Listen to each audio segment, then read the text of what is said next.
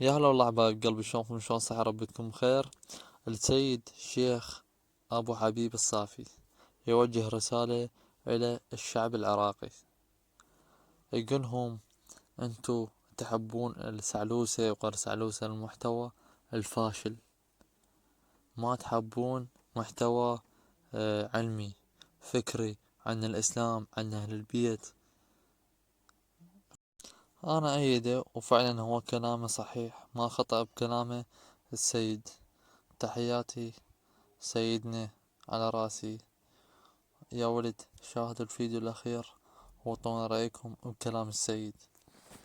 شاهد الفيديو الأخير، وإذا عجبك الفيديو لا تنسى اللايك والاشتراك، ولا تحسبون هو جاي ينتقد. خلينا نشاهد الفيديو. الأعزاء، تخيل بال2100 2150 يقعدون ذاك الجيل، يقعد بيناتهم يقولون الله انيال آبائنا وأجدادنا، انيالهم لحقوا وتابعوا سعلوسة وتابعوا مثقفين أيام زمان، مثقفين 2023، رزوقي كوبرا وسعلوسة وسكيبة وتيسير وبنين وابن رشق وحيدر لاستيكة وخالد بجامة وسكيبة.